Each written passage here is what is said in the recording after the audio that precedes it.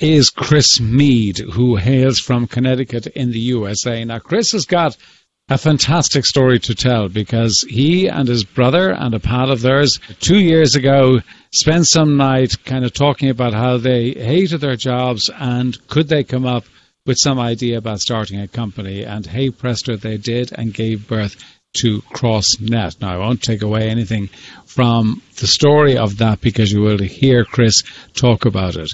But I think this is a really, really important interview because what Chris has demonstrated, at a young age, he was 25, he's now just past his 27th birthday, and they brought an idea, just an idea they had, and they actually really transformed that idea into a business, and they've made it a reality, and quite a substantial reality. Business that is now turning over $2 million in less than 2 years, which is a fantastic achievement. But I think for anybody who, has got, has an idea and kind of figured out, well, how do I actually make it into a reality? I think Chris's story is just fantastic because what they've done is they've just taken it step by step. They've worked extremely hard. They've put the effort in and they just had a never say die attitude towards it. So for anybody who really is in that early stage of their business, I think this is just a great lesson because they have achieved what so many people would have loved to achieve in terms of getting access to retailers like in the US, like Walmart and Target and other people like that. So huge lessons to be learned and I think what they really demonstrate, Chris demonstrates, is a great simple approach. I'm not saying easy, but a simple approach, and really it's an attitude of we have got something special and we're going to bring it to the world, and I think they will have huge success. So I think a lot of lessons to be learned. I think anybody who really has got an idea about a business, this was well worth listening to. Also, I suggest that if anybody can go over to my website, www.johnmurphyinternational.com, and there you can instantly download my book that can be read over lunch with the 10 key traits of top business people. So I think this world of leadership you'll find very, very, very helpful. And also there's loads of goodies, loads of podcasts, loads of blogs, videos that I think will really help you on the journey. But in the meantime, sit back and enjoy this conversation with the really, really impressive Chris Meade.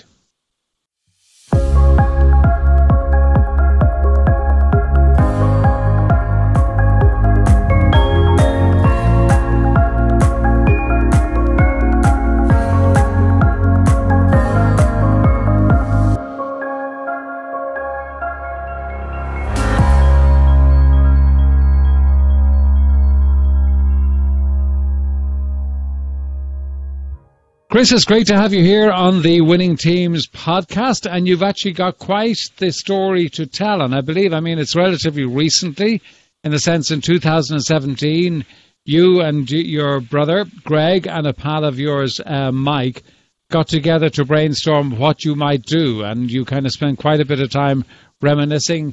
Might I suggest there might have been a beer or two involved in that conversation? So how did you come to this whole concept of Crossnet? Yeah, so thanks for having me on. It was back in 2017, right around the holidays. My friend Mike was home for the holidays, and we sat down on the couch one night, and we're like, let's create a product. Let's create a company, and let's brainstorm. So we sat up all night in our small farm town home in Connecticut, in Woodstock, and we just brainstormed ideas. And as time went on, each idea got more and more ridiculous, but a four-way volleyball net was one of the ideas that we wrote down. And then we looked at each other. Yeah, so just explain to those who don't know about Crossnet exactly what it is and how it works. So we invented 2 years ago the world's first four-way volleyball net. So it is, as you'd imagine, two volleyball nets intersecting, and there's one person behind each square, and they play against one another in a free-for-all, game to 11, win by 2. Okay, so it really is a kind of a combination of volleyball and foursquare, isn't it? Exactly. Okay, so you've got this great idea. You've had your few beers, and it just seems like a brilliant idea, I'm sure, at about 4 o'clock in the morning. course. When you got up the following morning at about 8 o'clock and you were kind of thinking, guys, we've had this conversation, where do we go to from here? How did you actually just get started? Because plenty of people have kind of a great idea, but actually taking it forward to be something is a step that many don't take, and I'm just curious about how you do that. Yeah, so we woke up that morning, obviously really excited about last night's conversation, and we went straight to Walmart. We texted our friends being like, hey, come to the house at 11 o'clock. We have something for you. So everybody showed up. We started stitching 2 volleyball nets together. We made up rules right on the spot, and I think we played that day until the sun came down. Just out all day long playing and having a blast. And we're like, we're just normal kids. If we enjoy this and we're out here for 7 hours, why wouldn't the rest of the world do it? Okay, so then you've got this idea that, okay, it's great, your mates have turned up, they validated what you said. How do you get to that, to actually starting a business? Yeah, so we first was coming up with the name, the branding, the color schemes. Secondly was reaching out to manufacturers across the country to find somebody who could distribute it. Third was putting up enough capital out of our own bank account to kind of see the risk and the reward. So we found a manufacturing partner. Took several months. Then it took several more months to get samples and prototypes that we were happy with. But after about 8 to 10 months of really getting prototypes back and forth, we had a product we could sell. Okay, so now you've got a product. As a matter of, in rough figures, how much money had you sunk into it at this stage? At this point, we probably put anywhere from 10 to 15,000 of our own money. Right. Okay, so now you've got a product.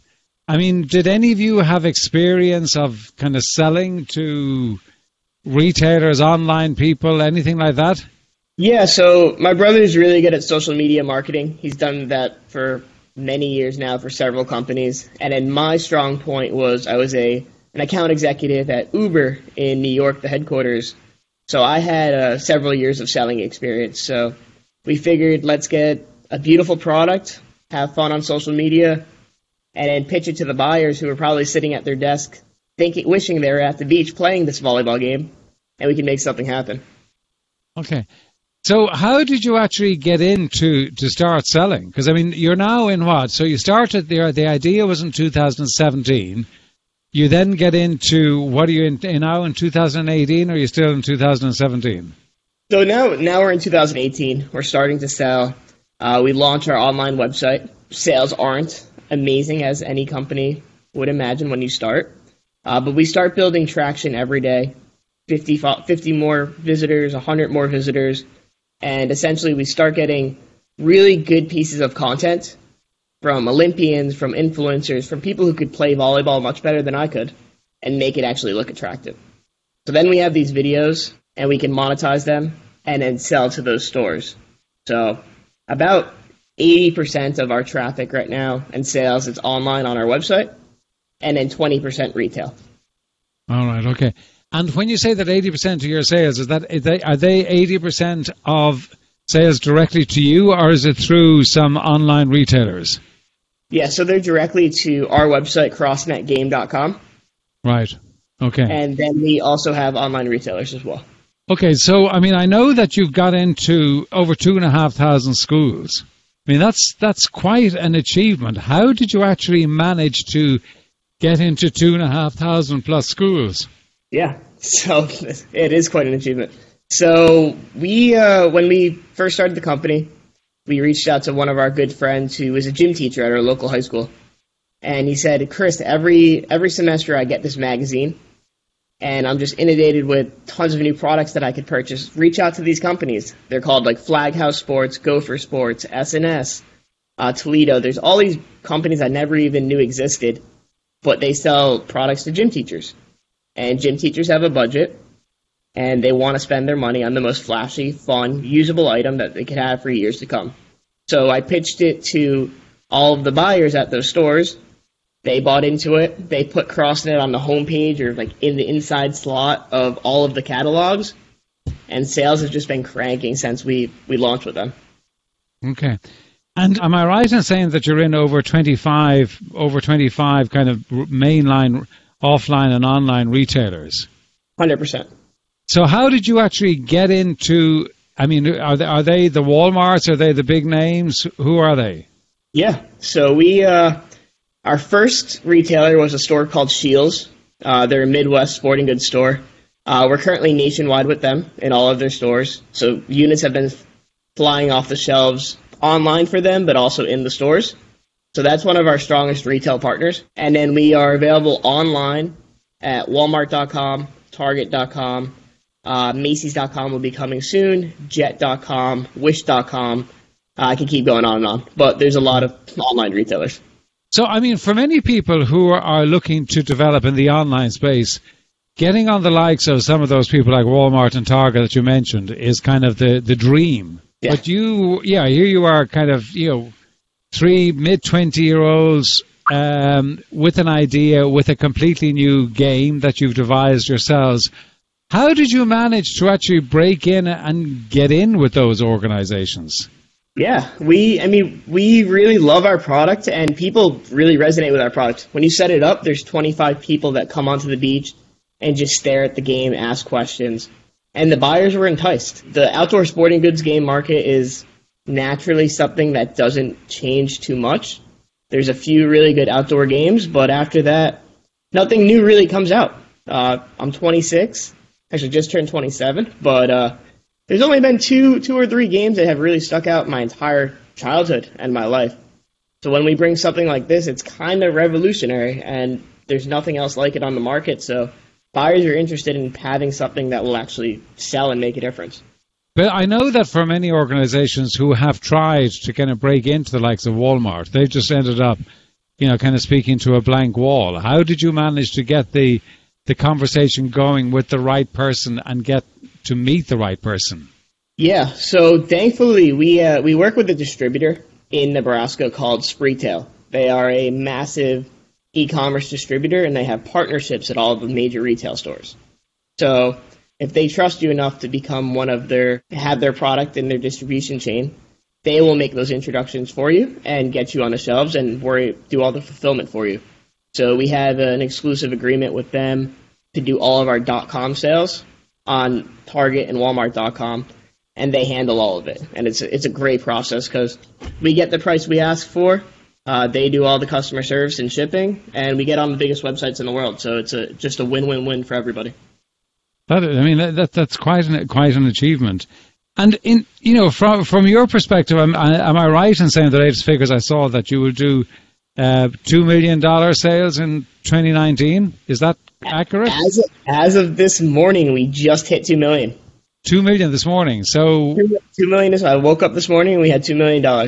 I mean, that is quite an achievement. You must be thrilled in terms of, from where you started 2 years ago to be at a $2 million business with, with distribution, really, kind of not quite nailed, I'm sure, because there's always plenty to do. But by God, you've got a great start. Yeah, we're stoked. I mean, $2 million in sales. I remember just last January, just doing projections for the year, we were thinking $400,000 would have been amazing. And that would have been amazing. But now it's grown so fast and so quickly, month over month, we're doing incredible numbers. So it's a really humbling feeling. Okay. So, I mean, it started off with yourself and your brother Mike. And many people are involved in the business, on the day-to-day business now. Yeah, correct. We have virtual assistants all across the country working, doing odd jobs. So how many people have you got involved in total? Right now, I'm actually working on an org chart, but we have about 7 to 9 different freelancers working at any time on the company, whether it's order fulfillment, processing labels, coding on the website, making landing pages, graphic designers, newsletters, animation, just kind of runs the gamut in creative and also kind of manual stuff. Right, okay. So, I mean, from your experience in the last 2 years, so you've now got the 2 million, you've got this. Where do you see it going? I mean, what's the future plan? Yeah, the more and more I look at the physical education classrooms, I really think there's an opportunity for our game to be a staple in gym classes across the world for years to come. I don't think we're a trend by any means. Volleyball hasn't gone anywhere. Foursquare has certainly not gone anywhere. And I remember back when I was learning volleyball in school, it was traditionally a boring thing. I sat on one side of the room, I hit the ball, and I waited for the ball to get back to me. And I might have touched the ball 5 times in a 45-minute gym class. So now kids are actually learning on the 4-way net, getting the ball every 2 seconds, returning, serving, learning all the skills. And the gym teachers are happy because the kids enjoy it. So we have an indoor model coming out the first weeks of January. And, I think that's going to take us to the next level. All right. And at this moment in time, are you purely in the U.S. or are you marketing elsewhere? We have a distributor in Canada. Canada is a massive market for volleyball. We quickly learned that. So we have a great little distribution shop in Canada that distributes all our product almost the same day, shipping. And then we have a few distributors in Europe, like Poland and Italy, but they only have a few units, so it's nothing too crazy. Mostly North America at this moment. Okay. And are you looking beyond North America over the next year or two?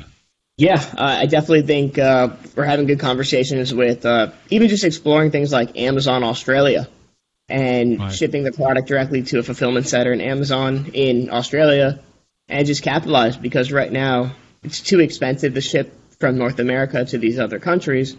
But if I could drop them off at a fulfillment center and we have customers who are literally searching and wanting to buy our game, we're losing money. So might as well just drop them off at the fulfillment centers and have somebody else do the work. Right. Okay. So, Chris, when you look at where you've come from, in terms of you, as you say, sitting in that night of the three of you dreaming this up and creating this, what have you learned about the business? I mean, obviously this is your first time. You're 27, just gone 27 years of age. This is your first business. What have you learned about the business so far? I've learned that even though you wake up to $2 million in sales, you're still not rich and you're still not exactly where you want to be. You're always reinvesting money. I'm always buying inventory. It may look all gravy online and having tons of sales, but behind the scenes, you're always preparing for not only 1 month ahead, but almost 6 months ahead, 12 months ahead. So you're always reinvesting in your future. But thankfully, we're at the point where we're paying ourselves and we're living pretty comfortably. Right, okay. And, I mean, if you look at what you thought it might be and now you see the reality of it, is the reality different to what you thought it might be? Yeah, we're absolutely, we're ecstatic. We're laughing, it's just a crazy feeling.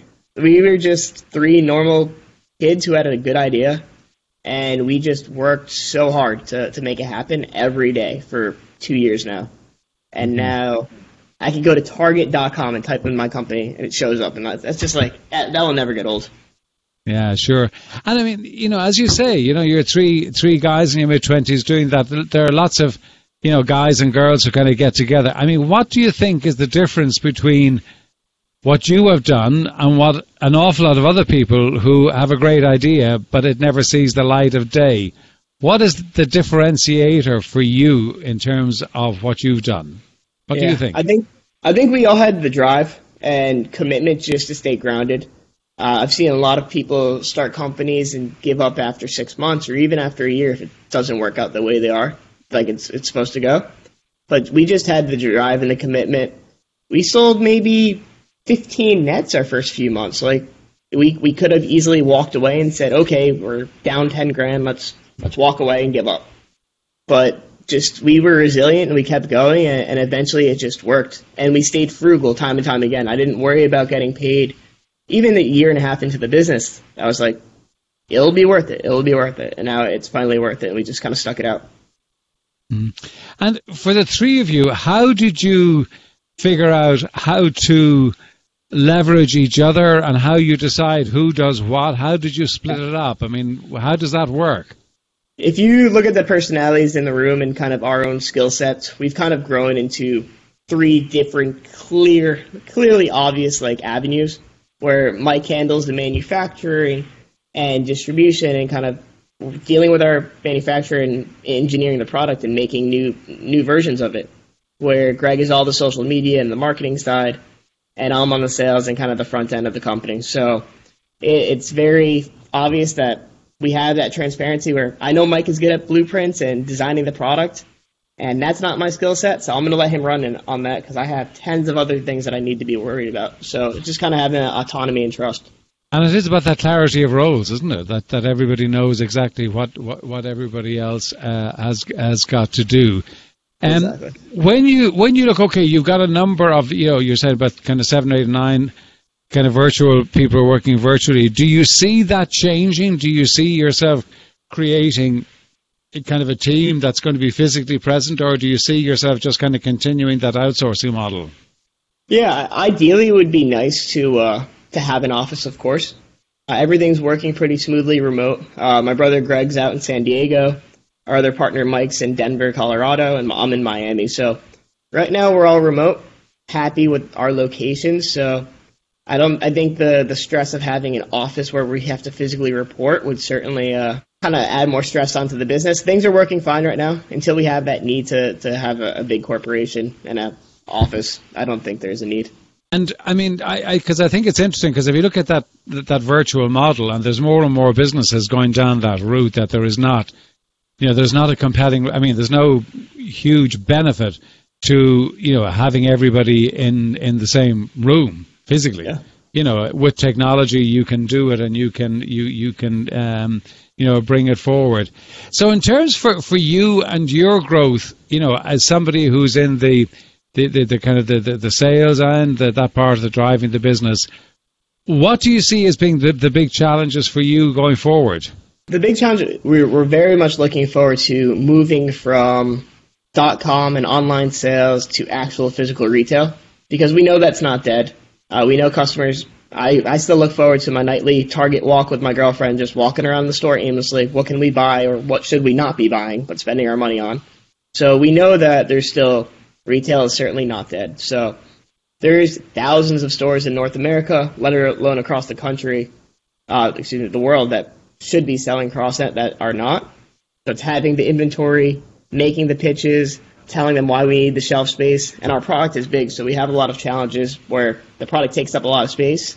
So if they're going to bring them in-house, it needs to move. So what you're looking forward to, what do you see big happening for you in 2020? So 2020, we have our indoor model finally coming out. We've been thinking about it for 2 years now, trying to just get it perfect, and I think it's pretty perfect. So first weeks of January, we'll be releasing that. There's gym teachers all across the world who are looking forward to having that tailgates now, because we could set it up on concrete. And then we have one massive partnership that I can't discuss yet, but will be very obvious come February. And we'll be on the shelves of one of the world's largest sporting good game stores. So very, very pumped for that. Listen, it's fantastic. And I have to say, Chris, I just think your story is brilliant. I really do. I really admire what the three of you have done. And I think for what I really love is the fact that, you had that night where you all got together and had this idea, but you've actually taken it and you've made it a reality, and you built a business that I think has got a lot more opportunity, in the future. I think you're probably only scratching the surface, and I must say, I take my hat off to you, and I wish you continued success with it. Before we wrap up, two questions I ask everybody. One is a book that you have read or are reading that has had a significant impact upon you. Good question. Double Your Profits by Bob Pfeiffer. I think that's how you say his last name. Just finished it. Absolutely incredible. Just made me think about all the little avenues in my business that I might be bleeding money, whether it's processing fees, shipping fees, just doing things a little bit smartly, just even save 50 cents. But when we're moving units at the volume we are, even the smallest savings could be the difference between an employee getting a paycheck or getting a new employee or even paying myself a little bit better. So nothing could be overlooked. Great one. And daily rituals, do you have them, and what are they?